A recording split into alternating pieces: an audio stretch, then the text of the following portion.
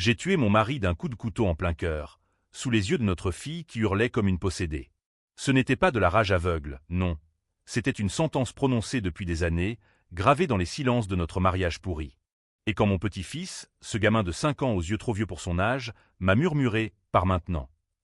À la fête d'anniversaire de sa mère, j'ai su que le destin m'offrait une porte de sortie sanglante, salvatrice. Paris, cette ville des amants maudits et des secrets enfouis sous les pavés humides de la Seine, m'avait toujours paru un piège doré. J'étais arrivé là en 1995, une jeune femme de province, avec des rêves de bohème et un ventre rond gonflé par l'amour, ou ce que j'imaginais être de l'amour. Henri, mon mari, était un avocat brillant, un de ces types qui portent des costumes sur mesure et des sourires qui percent les armures. On s'était rencontrés à une soirée arrosée de champagne dans le Marais, où il m'avait promis la lune, les étoiles, et un avenir sans nuages. « Tu seras ma muse, ma reine », avait-il susurré, ses lèvres effleurant mon oreille comme une promesse empoisonnée. J'y avais cru, bien sûr. Quelle idiote! Les premières années furent un tourbillon de joie factice. Notre appartement rue de Rivoli, avec vue sur les Tuileries, était un écrin de velours et de cristal. Sophie naquit un automne pluvieux de 1996, un cri strident qui déchira le voile de nos illusions. Henri était aux anges, ou du moins feignait-il l'être avec une perfection hollywoodienne. Mais derrière les rideaux de soie, les fissures apparurent vite. Des nuits où il rentrait tard, l'haleine chargée d'un parfum qui n'était pas le mien. Des appels téléphoniques chuchotés dans le bureau, des regards fuyants quand je demandais des comptes. « C'est le travail, ma chérie », disait-il, en caressant ma joue d'une main qui tremblait légèrement. Je hochai la tête, avalant mes doutes comme un poison lent. Puis vint le jour où je découvris la première trahison. C'était en 2002. Sophie avait 6 ans et dessinait des cœurs sur les murs de la cuisine. J'étais en train de trier le linge quand une lettre glissa d'une poche de son pantalon. Une carte postale d'une certaine Élise, postée de Nice. « Ton absence me ronge, reviens vite. Ton corps me manque comme l'air. » Le monde s'effondra en un instant. Je relus ces mots, les doigts crispés sur le papier jauni par le sel marin. Élise. Une collègue, une amie? Non, pire, sa sœur.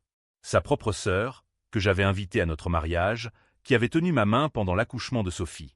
La trahison n'était pas seulement charnelle. Elle était familiale, viscérale, un inceste déguisé en passion qui souillait tout ce que nous avions bâti. Je ne criais pas. Pas encore. Au lieu de cela, je rangeais la carte dans une boîte à chaussures, sous le lit, et observais Henri de loin. Il était un maître de la duplicité, un serpent qui muait sa peau sans effort. Pendant des mois, je jouais le jeu, la femme parfaite, la mère dévouée, la maîtresse complaisante. Mais intérieurement, un feu couvait. Je commençais à fouiller, à noter les absences, les factures d'hôtels masquées sous des notes de frais professionnels. Élise et lui se voyaient à Cannes, à Deauville, même à Paris dans des appartements discrets loués à la semaine. Et moi? J'étais l'alibi, la façade, la conne qui payait les factures et élevait l'enfant. Sophie grandit dans cette ombre toxique. À 10 ans, elle me surprit un soir, les yeux écarquillés, alors que je pleurais en silence dans la salle de bain. « Maman, pourquoi papa sent toujours le parfum d'une autre ?» demanda-t-elle, sa voix fluette comme un couteau dans la chair. Je la serrai contre moi, étouffant un sanglot. « C'est rien, ma puce. Les grands ne pleurent pas. » Mais elle savait. Les enfants sentent toujours le mensonge comme un chien flairant la peur. Henri, lui, escaladait les échelons. Associé dans un cabinet prestigieux près de l'opéra, il défendait des requins de la finance, des politiciens véreux, des maris infidèles comme lui. Ironie du sort, il excellait dans les divorces discrets, arrangeant des partages de biens qui laissaient les femmes ruinées et les hommes triomphants. « C'est l'art de la négociation », me disait-il en riant, un verre de Bordeaux à la main. Je hochais la tête, mais mon esprit cartographiait déjà les faiblesses de son empire. Les comptes offshore, les pots de vin glissés dans des enveloppes Kraft, les liaisons qui pourraient éclater comme des bulles de savon si on y touchait du doigt. La deuxième trahison fut plus profonde, un gouffre qui avala ce qui restait de mon âme. En 2010, Élise mourut d'un cancer fulgurant. Henri pleura des larmes de crocodile à l'enterrement, serrant ma main comme un étau. Mais ce soir-là, dans notre lit, il se tourna vers moi, les yeux rougis. C'était elle, tu sais. La seule qui m'ait compris. Je me figeai, le cœur cognant comme un marteau. « Quoi ?» murmurai-je. Il continua, ivre de chagrin et de vin. « Sophie. Elle n'est pas de toi et moi. C'est son enfant. Notre secret. » Le monde bascula. Sophie, ma fille, fruit d'une union adultère entre frères et sœurs. J'avais porté ce fardeau sans le savoir, élevé cet amour maudit comme le mien. Je ne hurlais pas. Pas cette nuit-là. Au lieu de cela, Je souris dans l'obscurité, caressant son dos moite. Je t'aime, Henri, mentis-je, tandis que des plans germaient dans l'ombre de mon esprit. La loi française, avec ses articles sur l'inceste et la filiation, pouvait détruire tout, sa carrière, sa réputation, notre famille. Mais non, ce serait trop propre. Je voulais qu'il saigne, qu'il sente la lame froide avant le vide. Les années suivantes furent un théâtre d'ombre. Je devins une espionne dans ma propre vie. J'embauchai un détective privé, un ancien flic bourru nommé Duval, qui fouilla les archives hospitalières et confirma l'innommable, l'insémination artificielle bidon, le mensonge médical pour couvrir leur abomination. Sophie, à 16 ans, ressemblait de plus en plus à Élise. Les mêmes yeux verts, le même rire cristallin. Elle me confia un jour, « Maman, papa me regarde bizarrement parfois. » Mon estomac se noua. Était-ce fini avec Élise? Ou recommençait-il le cycle? Puis vint le jour où je dus endosser le crime d'un autre. Henri, impliqué dans un scandale financier, un détournement de fonds pour un client mafieux, me força la main. « Si on me coince, on perd tout », me dit-il un soir d'hiver 2015, dans notre salon éclairé par une cheminée mourante. « J'ai besoin que tu signes ça. » C'était un faux témoignage, une déclaration jurée affirmant que j'avais vu un alibi pour lui lors d'une transaction douteuse à Lyon. Refuser signifiait la ruine, accepter, la prison potentielle. J'hésitais, les doigts tremblants sur le stylo. Sophie, alors étudiante en art à la Sorbonne, avait besoin de stabilité. Mon petit-fils, né en 2014 d'un mariage fugace de Sophie avec un musicien volage, représentait l'innocence que je protégeais encore. Tu es tiens là. Gan titaille, comme une mère repentante. Mais ce fut le déclencheur. La justice frappa en 2018. Perquisition, interrogatoire. Henri s'en sortit blanc comme neige, grâce à mon mensonge. Moi, soupçonné de complicité, je passais des nuits en garde à vue, le froid des menottes mordant ma peau. Traîtresse, cracha un policier, ignorant que la vraie trahison était ailleurs. Libéré sans charge, Henri avait graissé les bonnes pattes, je rentrais brisé, mais forgé dans l'acier. La fête d'anniversaire de Sophie, en juin 2023, fut le point de non-retour. 30 ans pour elle, une soirée dans un loft de Belleville, avec des guirlandes lumineuses et du jazz en fond. Henri, bedonnant mais toujours charmeur, trinquait avec des invités. Moi, en retrait, je sirotais un verre d'eau, observant. Mon petit-fils, Lucas, grimpa sur mes genoux, ses petites mains collantes de gâteau. « Grand-mère » chuchota Théil, ses yeux sombres fixés sur Henri qui riait trop fort. « Par maintenant. Il va te faire du mal. » Comment un enfant de 9 ans en savait-il? Avait-il vu les ombres, entendu les murmures? Je me levai, le cœur battant. La cuisine était déserte. Henri m'y suivit, un sourire carnassier aux lèvres. « Qu'est-ce qui t'arrive, chérie? Tu as l'air d'un fantôme. » Je sortis le couteau à fruits de mon sac, un geste impulsif ou calculé, et le plantai dans sa poitrine, sentant la chair céder comme du beurre. Il s'effondra, gargouillant, les yeux écarquillés de surprise. « Pourquoi » balbutia-t-il. « Parce que tu as souillé tout, Henri. Sophie, Lucas, moi. » Sophie accourait, Herland. La police arriva vite. J'étais calme, les mains rougies, attendant les menottes. Mais Lucas, ce petit prophète, avait vu juste.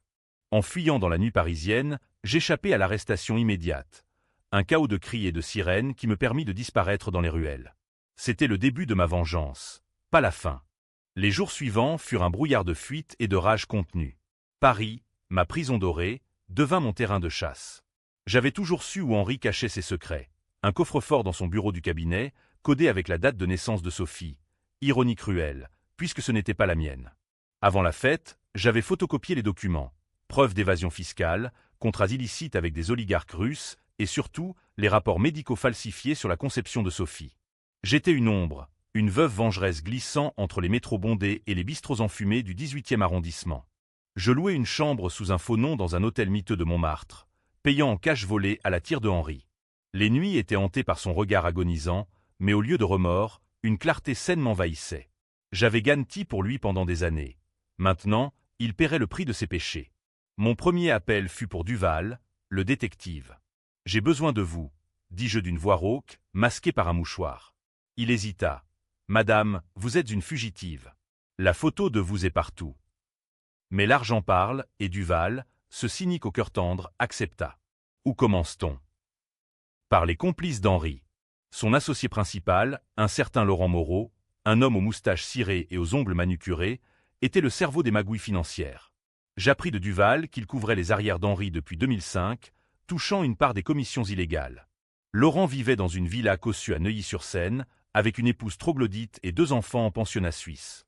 Je le pistais pendant une semaine, apprenant ses routines, golf le mardi, maîtresse le jeudi dans un bordel chic de Pigalle. La nuit du jeudi, je m'infiltrais chez lui.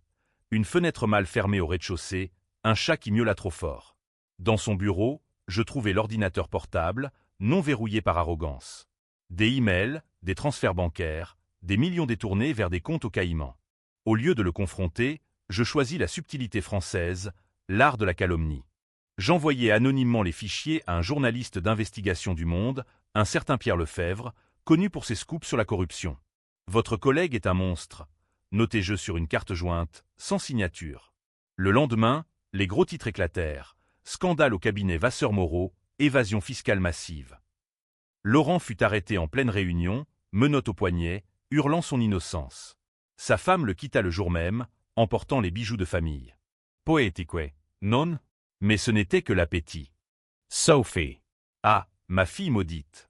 Après le meurtre, elle avait été interrogée des heures, sous le choc, affirmant que j'étais folle depuis des mois. Les médias la dépeignirent en victime, la fille trahie par sa mère homicide. Je la vis à la télé, les yeux gonflés, serrant Lucas contre elle. « Maman, pourquoi ?»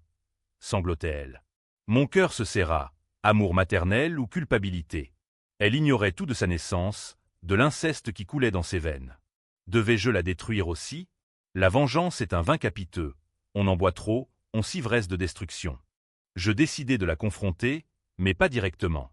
Duval arrangea une rencontre dans un café anonyme de la Butte aux Cailles, sous une pluie fine qui rendait les pavés glissants comme des mensonges. Elle arriva en retard, emmitouflée dans un manteau noir, Lucas endormi dans une poussette. « Maman » murmura-t-elle, la voix brisée. Je sortis de l'ombre, un foulard masquant la moitié de mon visage. « Écoute-moi, Sophie. Ton père. Il n'était pas qui tu crois. » Les mots tombèrent comme des pierres. L'adultère avec Élise, ta conception, le mensonge. Elle blêmit, porta la main à sa bouche. « Non, c'est impossible. Tu mens pour te justifier. » hurla-t-elle, attirant les regards. Lucas se réveilla en pleurant. « C'est vrai, et tu le sais au fond de toi, » répliquai-je calmement. « Il t'a aimé d'une façon tordue, et moi, j'ai payé le prix. » Elle partit en courant, laissant derrière elle un silence assourdissant. Mais le doute était planté, une graine vénéneuse qui germerait. Duval me confirma plus tard. Sophie avait engagé son propre avocat pour ouvrir l'enquête sur sa filiation. Les tests ADN étaient en cours. Si les résultats sortaient, ce serait un scandale national. Inceste, faux en écriture, une famille française en lambeaux étalés sur les plateaux de France 2. Mon prochain coup visait les racines d'Henri. Sa mère, la veuve impitoyable qui m'avait toujours méprisé, une petite provincialette indigne de mon fils, crachait-elle à chaque Noël, vivait dans un château décrépit en Normandie. J'y allais seul, en train de nuit, le cœur battant au rythme des rails. Elle m'ouvrit la porte en robe de chambre, les cheveux blancs en bataille. « Toi, la meurtrière ?» siffla-t-elle. Je la poussai à l'intérieur, refermant la porte. « Dites-moi la vérité sur Élise et Henri. Vous saviez, n'est-ce pas ?» Elle rit, un gloussement sec comme des feuilles mortes. « Bien sûr que je savais. C'était mon sang, pur, sans ton sang bâtard. J'ai couvert leur rendez-vous, falsifié les papiers. Pour la famille. » La confession fut un torrent. Comment elle avait encouragé l'inceste pour garder le patrimoine dans le sang, payer les médecins, menacer les témoins. Je l'enregistrai sur mon téléphone, caché dans la poche. « Vous êtes un monstre, » murmurai-je. Elle haussa les épaules. « Et toi, une paysanne qui a osé toucher à mon fils. » Je partis sans un mot, laissant l'enregistrement à un podcastueur anonyme sur les secrets de l'aristocratie française. Une semaine plus tard, les tabloïds hurlaient « Inceste chez les bourgeois normands, la grand-mère complice. » Elle se suicida d'une overdose de somnifères, laissant un mot « Le sang a coulé trop loin. » La tensión montait. La police me traquait. Des avis de recherche avec ma photo vieillie par Photoshop circulaient dans les gares. Je changeais d'apparence, cheveux teints en blond, lunettes, un manteau ample. Mais la paranoïa s'insinuait. Chaque ombre était un flic, chaque regard un jugement. Et Lucas, ce petit-fils qui m'avait sauvé.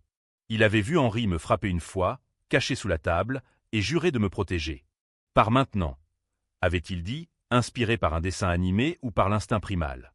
Je l'appelais via un burner phone, anonyme. Grand-mère. Sa voix enfantine me brisa. Je t'aime, mon trésor. Reste fort. Mais Sophie l'éloignait, le gardant en sécurité loin de moi, la folle. Le twist se profila quand Duval m'apporta une enveloppe.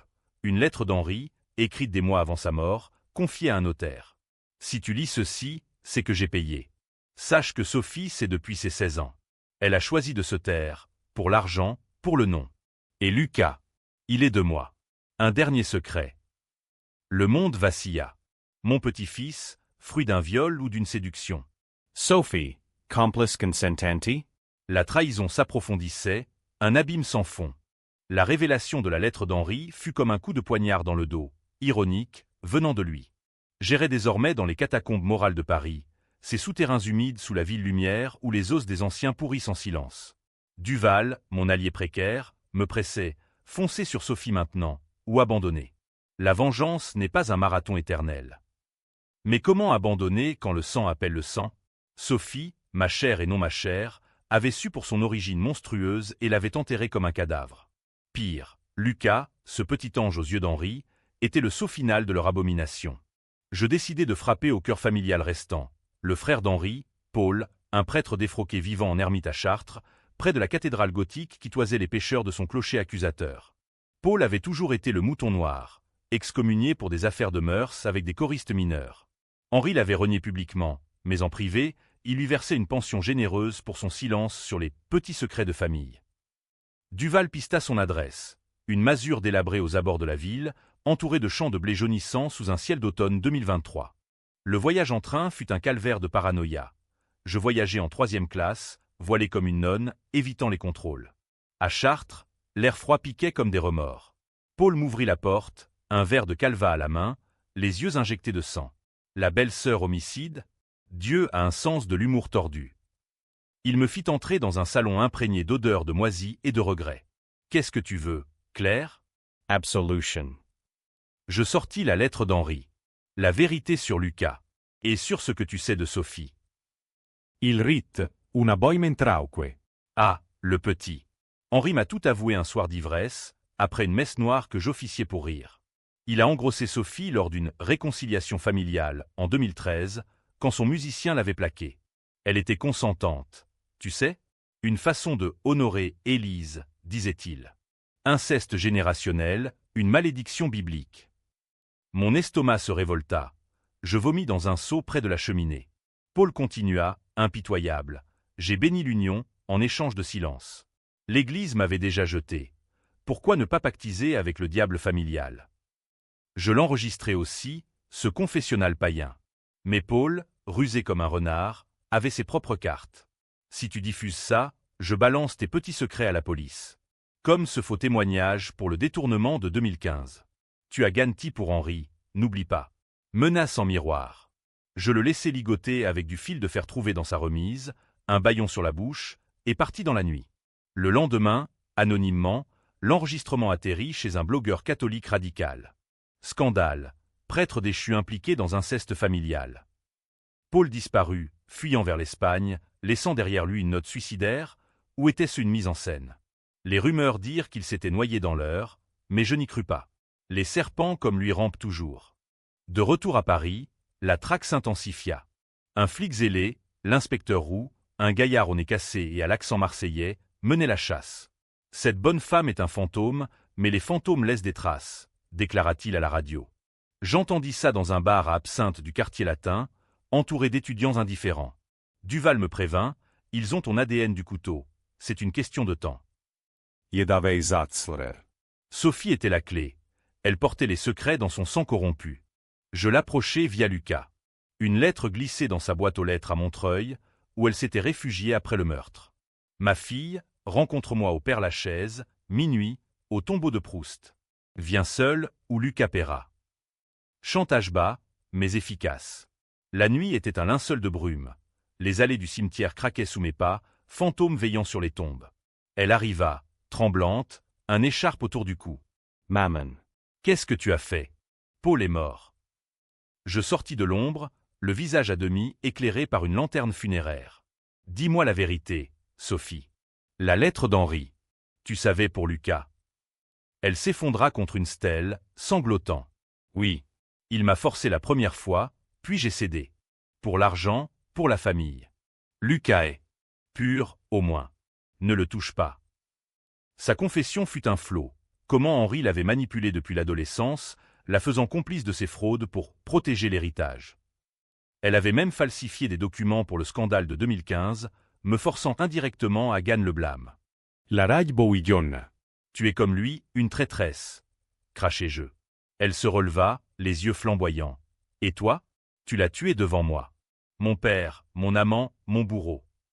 Le mot « amant » me frappa comme une gifle. Était-ce consentement ou Stockholm? La frontière floue, comme dans ces drames français de Chabrol où la morale se dissout dans le vice.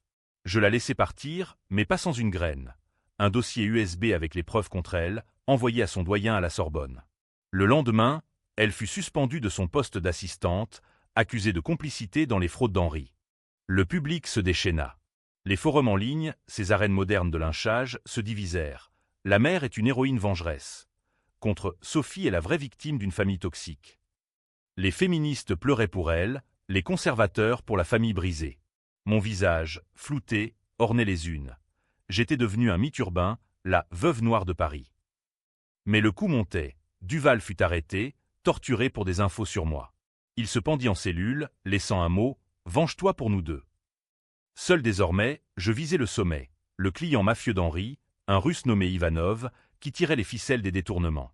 Il résidait dans une pentouse haussmannien près des Champs-Élysées, gardé par des gorilles tatoués.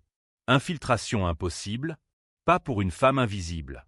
Déguisé en femme de ménage via une agence corrompue, j'entrai un matin de décembre, aspirateur en main. Dans son bureau, je plantai un virus sur son ordi, appris de tutoriels en ligne, dans ma chambre d'hôtel. Des transferts bancaires, des contrats d'armes illégales, tout remonta à Henri. L'explosion fut nucléaire. Interpol frappa Ivanov, des raids à l'aube, des fusillades dans les rues enneigées. Il se suicida d'une balle dans la bouche, maudissant la salope française. Les médias lièrent tout au meurtre d'Henri, une toile de vengeance tissée par une ombre. Sophie, ruinée, vendit l'appartement familial, fuyant avec Lucas en Bretagne. Mais elle m'écrivit « Je te hais, mais je comprends. Finissons ça ». Le rendez-vous final fut fixé à la Tour Eiffel, sous la neige de Noël 2023.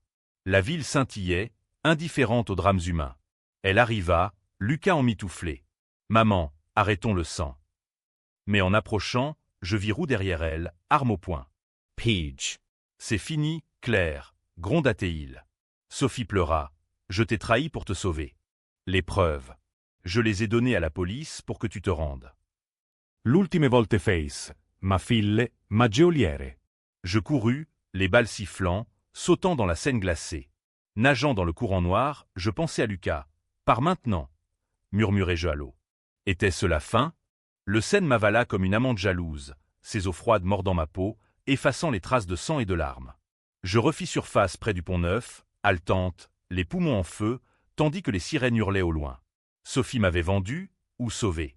La frontière entre trahison et rédemption était aussi floue que les lumières de la rive brouillées par l'eau. Roux, ce limier tenace, avait dû la retourner. Promesse d'immunité, de thérapie familiale, de pardon judiciaire. En France, la loi est une maîtresse capricieuse. Elle pardonne aux repentants, mais broie les irréductibles. Je m'extrairai du fleuve comme un spectre, dégoulinante, et m'enfonçai dans les entrailles de la rive gauche. Un squat d'artistes près de Saint-Germain-des-Prés m'accueillit. Des poètes maudits et des peintres fauchés qui ne posaient pas de questions à une réfugiée de l'Est. Là, dans une mansarde aux murs lézardés, je complétais mon rituel de vengeance. Les preuves contre Ivanov avaient ouvert les vannes. Les journaux titraient « L'empire du mal russe s'effondre à Paris », avec des mentions voilées au « fantôme vengeur » qui avait initié la chute. Henri, post-mortem, était traîné dans la boue, biographie non autorisée, documentaire Netflix en préparation. Le diable en costume, un titre bien trouvé. Mais le vide me rongeait. Lucas, mon phare dans la tempête, était maintenant un pion dans le jeu de sa mère. J'appris par des ragots de quartier, ces chaînes de commérage plus fiables que Twitter, qu'elle avait inscrit dans une école privée en Bretagne, à Quiberon, sous un nom d'emprunt. Protection des témoins, disaient les flics. Je rêvais de lui, ses chuchotements, ses dessins maladroits de familles heureuses. Était-il au courant? À 9 ans, les enfants absorbent le poison familial comme des éponges. Il grandirait marqué, un petit-fils d'inceste et de meurtre. Sophie, elle, naviguait entre deux mondes. Suspendue de la Sorbonne, elle donnait des cours privés d'histoire de l'art. Sa passion pour les impressionnistes, ses maîtres de la lumière dans l'ombre, un baume ironique sur ses plaies. Les tabloïds la harcelaient, la fille de l'inceste parle, mon calvaire. Dans une interview larmoyante à Paris Match, elle pleurait « Ma mère m'a volé mon innocence 2 fois, en me concevant dans le mensonge, en tuant mon père. » Les lecteurs se divisèrent à nouveau. Certains la voyaient en martyr moderne, d'autres en hypocrite complice. Moi, je lisais ça sur un journal froissé, le cœur pincé. Avait-elle raison? Ma vengeance l'avait-elle sauvée ou condamnée? Le prochain acte fut plus intime, plus français dans son raffinement cruel, la ruine sociale. J'infiltrai son cercle via une ancienne amie, une galeriste snob nommée Isabelle, qui m'avait toujours toisé du haut de son pif aristocratique. Sous le couvert d'une artiste en exil, je contactai Isabelle par mail anonyme, offrant des toiles volées d'Henri. Il collectionnait des faux-monnaies, un autre de ses vices. Elle mordit. Un rendez-vous fut fixé dans sa galerie du Marais. Là, masqué par un chapeau et des lunettes, je la confrontai. Vous connaissiez les secrets d'Henri. Vous avez vendu des tableaux blanchis pour lui. Isabel Blemett, Bafouia. C'était du business. Je diffusai ses aveux enregistrés, bien sûr à un critique d'art influx. Scandale, fermeture de la galerie, faillite, suicide raté d'Isabelle qui avala des pilules mais survécut pour témoigner contre l'ombre. Sophie perdit ses cours privés. Ses élèves la fuirent comme une pestiférée. Elle appela Duvalès Contact, un burner que j'avais laissé ouvert. « Maman, arrête. Lucas demande après toi. Il dit que tu es parti, sauver le monde, point. » Sa voix, brisée, fissura mon armure. Dis-lui que grand-mère l'aime. Et toi? Choisis ton camp. Mais les camps se brouillaient. Roux intensifia la traque. Perquisition dans les squats, interpellation d'artistes. Un soir, dans ma mansarde, je sentis la porte craquer. Pas de fuite cette fois. Je me cachai sous le lit, couteau en main. 2 flics entrèrent, fouillèrent, partirent bredouille. Leur conversation me glaça. Cette garce a un réseau. La fille collabore, mais pas assez. On soupçonne un gosse impliqué, le petit-fils. Lucas? Non. La panique me submergea. Sophie l'utilisait-elle comme appât? Je fuis vers la Bretagne, en covoiturage avec un routier taciturne qui fredonnait Brassens. Quiberon, ce bout du monde battu par les vents atlantiques, était un exil poétique, d'une grise, océan hurlant comme un cœur grec. Sophie louait une maisonnette aux volets bleus, face à la mer. Je l'observais de loin, silhouette solitaire promenant Lucas sur la plage. Il ramassait des coquillages, riait aux vagues. Mon cœur se serra, vengeance ou amour. Je m'approchai une nuit, escaladant le mur du jardin. À travers la fenêtre, je les vis, Sophie lisant un conte à Lucas, sa main caressant ses cheveux. Et la grand-mère vainquit le dragon, murmurait-elle. Lucas, comme toi, maman. Le lendemain, je laissai une enveloppe, photo d'enfance, une mèche de mes cheveux, et une note, le sang nous lie, mais le pardon nous libère. Rejoins-moi au fort de Penthièvre, crépuscule. Le fort, ruine médiévale dominant la baie, était un théâtre parfait pour un climax. Elle vint seule, le vent fouettant sa jupe. Mammon. Rousset. Il arrive. Je hochai la tête. Alors, finissons en. Lucas est-il en sécurité? Elle acquiesça, larmes aux yeux. Oui. Mais toi, tu dois te rendre. Le débat s'embrasa. Trahison finale ou sacrifice? Elle avait alerté la police, mais tardivement, laissant une fenêtre pour ma fuite. Où était-ce un piège? Des sirènes au loin. Nous nous embrassâmes, un baiser salé de mer et de regret. Je t'aime, malgré tout, murmura-t-elle. Je m'enfuis dans les dunes, ombre dans la brume. Mais le vrai coup de théâtre guettait. En fouillant mes souvenirs, je réalisai. Lucas n'était pas d'Henri.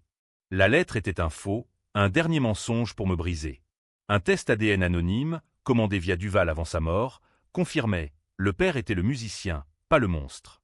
Sophie avait eu le secret pour me protéger de la rage ultime. Twist, j'avais vengé un fantôme, détruisant ma propre fille pour rien. Ou tout. La morale française, ambivalente, me narguait, héros ou parricide. Roux me coinça au port, menottes cliquetant. C'est fini, la veuve. Mais en cellule, un visiteur, Sophie, avec Lucas. On témoigne pour toi. Folie temporaire. Chantage familial. Elle avait plaidé ma cause, révélant l'inceste pour atténuer ma peine. Diviser pour régner, ou unir dans la chute. La prison de Fleury-Mérogis, ce monstre de béton aux portes de Paris, m'avala comme la Seine l'avait fait, froidement, inexorablement.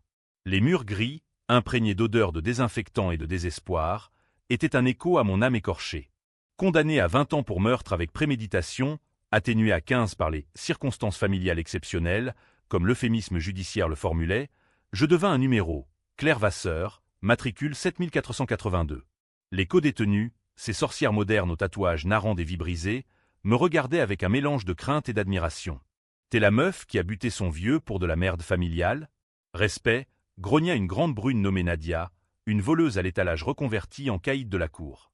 Les premiers mois furent un purgatoire de routine. Levé à 6 heures, corvée de vaisselle, promenade sous surveillance où le ciel parisien taquinait à travers les barreaux. Je revoyais la salle d'audience, ce théâtre absurde du palais de justice. Sophie au pupitre des témoins, voix chevrotante mais ferme, déballant l'inceste, les fraudes, mon épuisement moral. Ma mère a agi en protectrice dévoyée, avait-elle dit, provoquant un brouhaha dans la galerie. Les jurés, ces bourgeois au visage impassible, avaient hoché la tête. Le twist du faux paternité de Lucas avait scellé mon sort clément. Roux, en civil ce jour-là, m'avait lancé un regard presque compatissant. Vous avez nettoyé la maison, mais à quel prix? Le prix était clair, une famille en miettes. Sophie vendit tout, s'installa définitivement en Bretagne avec Lucas, changeant de nom pour échapper au vautour médiatique. Elle devint enseignante dans un lycée de Vannes, enseignant l'art comme une thérapie collective. On guérit ensemble, m'écrivit-elle dans ses lettres mensuelles, des missives parfumées à la lavande bretonne. Lucas dessinait des cartes, moi en super-héroïne ailée, terrassant un dragon à tête d'Henri. Par maintenant, griffonnait-il en bas, son doux qu'enfantin devenu notre mantra. Ces mots me sauvaient, jour après jour, dans le néant carcéral. Mais la vengeance ne s'arrête pas au barreau. En cellule, j'appris le pouvoir des mots. J'écrivis un manuscrit, tapé sur une machine à écrire rouillée prêtée par la bibliothèque. Le sang des ombres, un récit à peine romancé de notre saga. Publié anonymement via un agent contacté par Sophie, pour que la vérité libère, il devint un best-seller controversé. Les critiques s'affrontèrent, un pamphlet féministe glaçant, pour Libération, une apologie du meurtre, pour Valeurs Actuelles. Des adaptations ciné furent murmurées, un Polanski en exil, et les débats télévisés firent rage, la vengeance est-elle justice? Sophie refusa les interviews, protégeant Lucas, mais je sus par elle qu'il lisait des extraits en cachette, fier de sa grand-mère l'écrivaine. Paul, le oncle prêtre, ressurgit comme un zombie. Arrêté en Espagne pour trafic d'art volé, il plaida coupable en échange d'extradition. À son procès, il me dédia ses regrets. « Claire, tu as raisonné avec le diable en nous. » Il prit perpétuité, mourant d'un cancer en 2024, seul dans sa cellule madrilène. Isabelle, la galeriste, se reconvertit en activiste anticorruption, citant mon livre comme révélation. Ironie, mes flammes avaient allumé des phares. Le visiteur inattendu fut Roux lui-même, en 2025, un an après mon incarcération. Vieilli, moustache grisonnante, il s'assit de l'autre côté de la vitre. Inspecteur à la retraite, Madame Vasseur. Je voulais clore le dossier. Il posa une enveloppe, photo de l'enquête close, et une médaille d'Henri, fondue en boucle d'oreille. Votre fille vous l'envoie. Et le gamin. Il grandit bien. Football, école, tout ça. Silence. Puis, pourquoi venir? Il haussa les épaules. Parce que vous avez fait le sale boulot que la loi ne peut pas. Mais à quel coût pour vous? Le coût, une vie en sursis. Libérable en conditionnel en 2035, à 60 ans, je rêvais d'une Bretagne paisible, à élever Lucas comme mon fils spirituel. Sophie promettait, on t'y attend. Mais le twist final, ce qui causa les plus vives controverses, fut ma décision post-procès. J'avais caché une dernière preuve. Un enregistrement d'Henri avouant un meurtre non résolu, celui d'un rival en 2008, jeté dans la Marne. Envoyé anonymement au procureur après ma condamnation, il rouvrit l'affaire. Posthume, Henri fut jugé coupable. Sa tombe familiale, à Père-Lachaise, fut vandalisée, son nom rayé des plaques. Les débatteurs s'enflammèrent, justice tardive ou vengeance gratuite. Certains me virent en justicière, d'autres en empoisonneuse de mémoire. Sophie, dans une lettre, « Tu as tout brûlé, maman.